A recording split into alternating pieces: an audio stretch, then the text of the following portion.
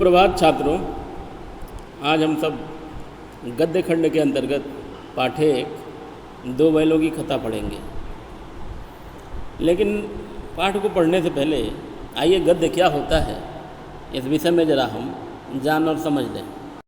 तो गद्य को परिभाषित करते हुए सूर्यकांत त्रिपाठी निराला जी ने कहा है कि गद्य जीवन संग्राम की भाषा है।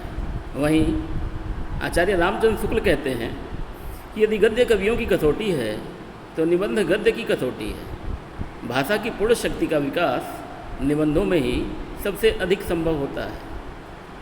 प्रेमचंद जो इस पाठ के लेखक हैं, उनका मंतव्य है कि कहानी ऐसी रचना है जिसमें जीवन के किसी अंग या किसी एक मनोभाव को प्रदर्शित करना ही लेखक का उद्देश्य रहता है।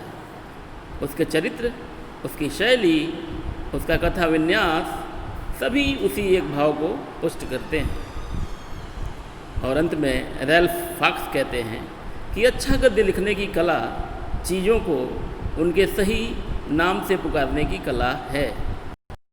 छात्रों, तो ये तो रहा विभिन्न विद्वानों के द्वारा गद्य की परिभाषा। अब आइए इस पाठ के लेखक प्रेमचंद जी के विषय में जानकारी करते हैं। तो प्रेमचंद्र का जन्म सन 1880 में बनारस के लमही गांव में हुआ था। उनका मूल नाम धनपत राय था। प्रेमचंद का बचपन अभाव में बीता और शिक्षा बीए तक ही हो पाई। उन्होंने शिक्षा विभाग में नौकरी की, परंतु असहयोग आंदोलन में सक्रिय भाग लेने के लिए सरकारी नौकरी से त्यागपत्र दे दिया और लेखन कार्य के प्रति पूरी तरह समर्पित हो गए। सन 1936 में इस महान कथाकार का देहांत हो गया। प्रेमचंद की कहानियाँ मानसरोवर के 8 भागों में संकलित हैं। सेवा सदन, प्रेमाश्रम, रंगभूमि, कायाकल्प, निर्मला, गबन, कर्मभूमि, गोदान उनके कुछ प्रमुख उपन्यास हैं।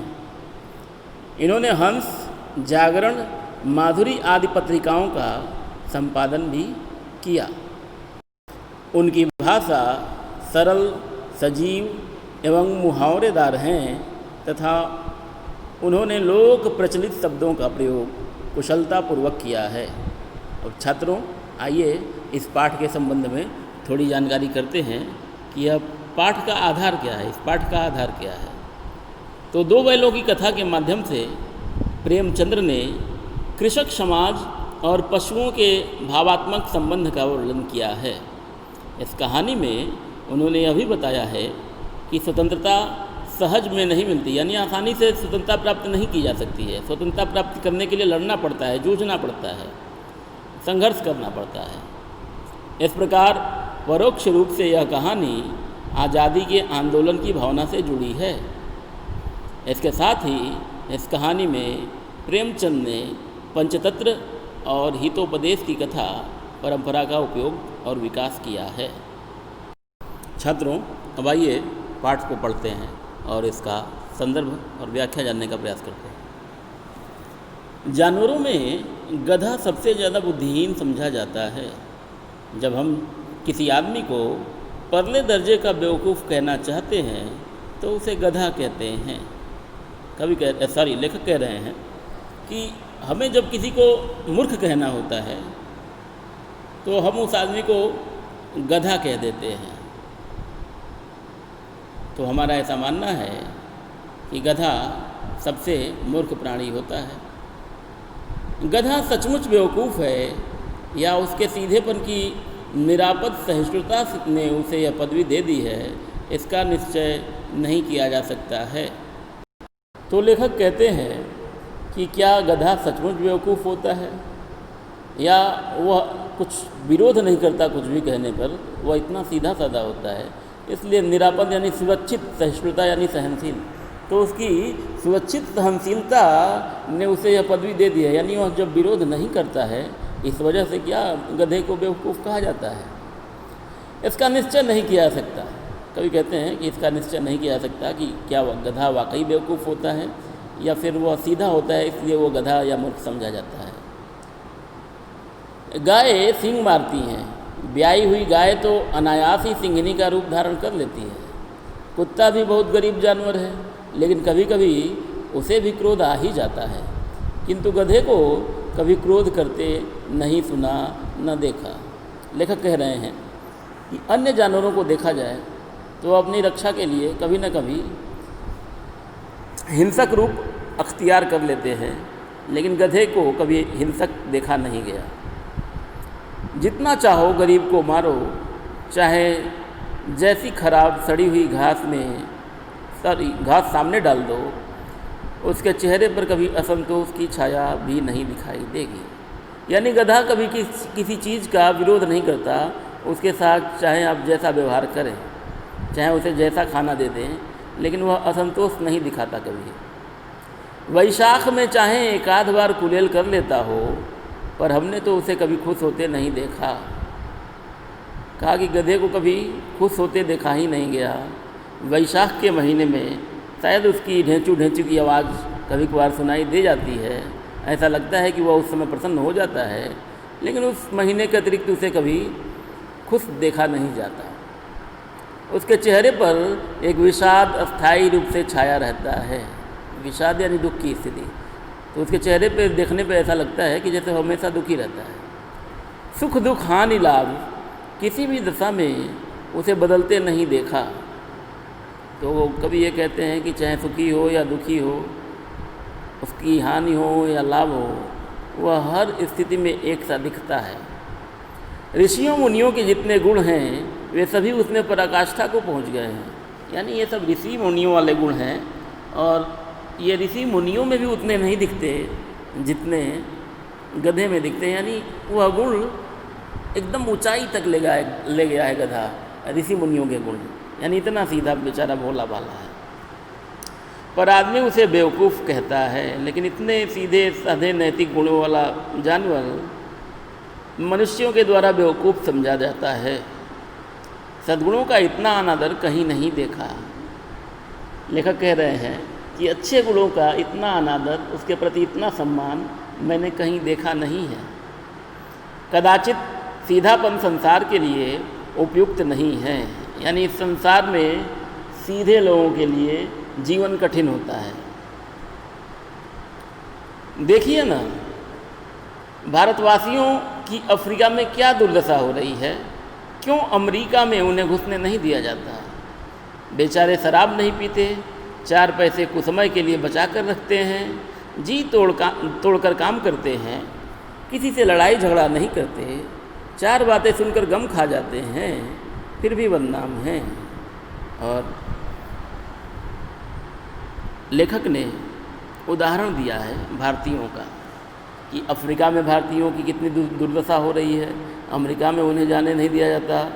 हम शराब नहीं पीते, हम मितव्ययी हैं, जहाँ खर्च करना होता है वहीं खर्च करते हैं, जी तोड़कर काम करते हैं, किसी से लड़ाई झगड़ा भी नहीं करते, और कोई हमें कुछ बोल भी दे तो हम शांत होकर सुन लेते हैं, फिर भी हमें ही बदनाम किया जाता है। तो हम भी गधे की तरह ही हैं, हम भी सीधे साधे हैं, लेकिन हमारा कोई सम्मान नहीं है, ठीक गधे की तरह। जैसे गधे का कोई सम्मान नहीं है। कहा जाता है वे जीवन के आदर्श को नीचा करते हैं। अगर वे भी ईंट का जवाब पत्थर से देना सीख जाते तो शायद सभ्य कहलाने लगते। और कहा जाता है भारतीयों के लिए कि वे आदर्श को नीचा करते हैं, जीवन के आदर्श को। और शायद ऐसा इसलिए कहा जाता है कि हम भारतीय ईंट का जवाब पत्थर से नहीं देते। यानी जो हम पे अत्याचार करता है हम भी उसी अंदाज में उसका जवाब नहीं देते, हम चीज़ें सहन कर लेते हैं, इसलिए हमारे बारे में ऐसा सोचा जाता है। जापान की मिसाल सामने है। एक ही विजय ने उसे संसार की सभ्य जातियों में गण्य बना दिया।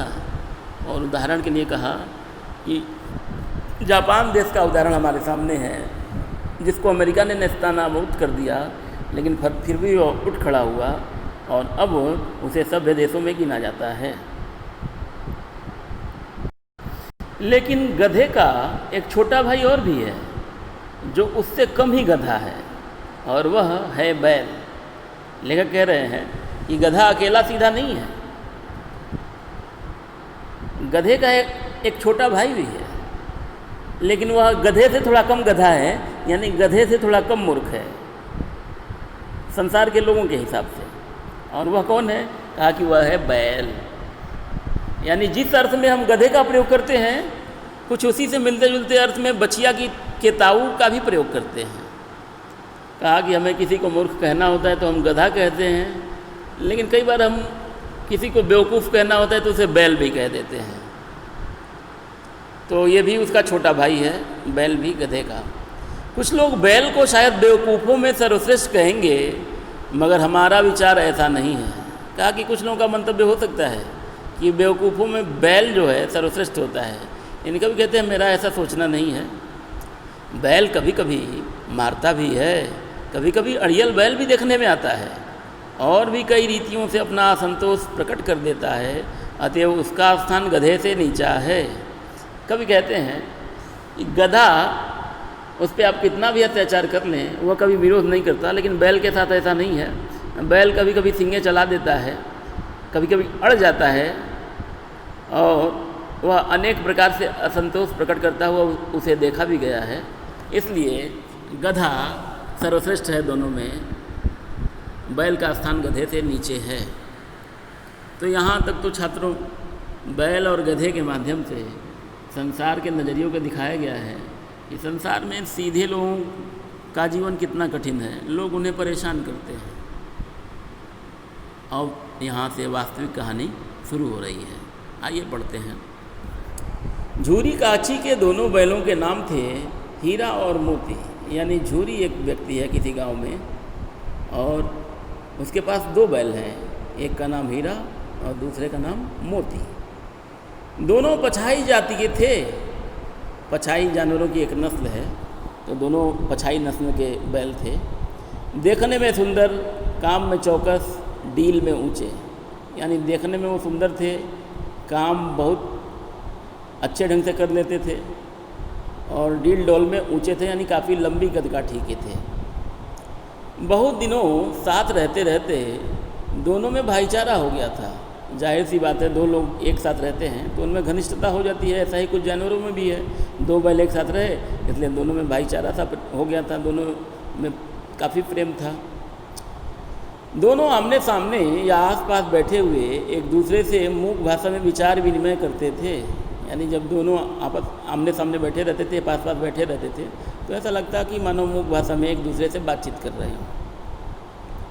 एक दूसरे के मन की बात कैसे समझ जाता था हम नहीं कह सकते। यानी एक बैल दूसरे बैल के मन की बात को कैसे समझ लेता था यह कहना मुश्किल है।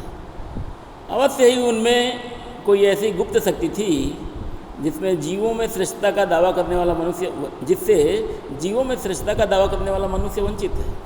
कहा कि जानवरों में जरूर कोई ऐसी गुप्त शक्ति होती है जो मनुष्य को प्राप्त नहीं है। यानी बिना बोले एक दूसरे के मन के भावों को पढ़ लेना, यह काम इंसान को नहीं आता, यह जानवर इसमें पारंगत है। दोनों एक दूसरे को चाट कर और सूंघ कर अपना प्रेम प्रकट करते। कभी कभी दोनों सींग भी मिला लिया करते थे, विग्रह के नाते से नहीं, केवल विनोद के भाव से। तो कहा कि दोनों को प्रेम जताना होता था एक दूसरे के प्रति, तो एक दूसरे को चाट कर और एक दूसरे को सूंघ कर अपना प्रेम प्रकट करते थे, और कभी कभी हंसी मजाक के लिए ही सींगें लड़ा लिया करते थे, आत्मीयता के भाव से, यानी प्रेम के भाव से। जैसे दोस्तों में घनिष्ठता होते ही धौल धप्पा होने लगता है, का ठीक उसी प्रकार ये काम होता था। जिस प्रकार दो घनिष्ठ मित्र आपस में कभी कभार हल्की फुल्की हंसी ठिठोली के रूप में झगड़ा कर लिया करते हैं, वैसा ये होता था। इसके बिना दोस्ती कुछ फुसफुसी, कुछ हल्की सी रहती है। यानी कहते हैं ना कि सच्चा प्रेम वही जो करता है, दो लोगों में जब सच्चा प्रेम होता है तो वहाँ लड़ाई भी होती है।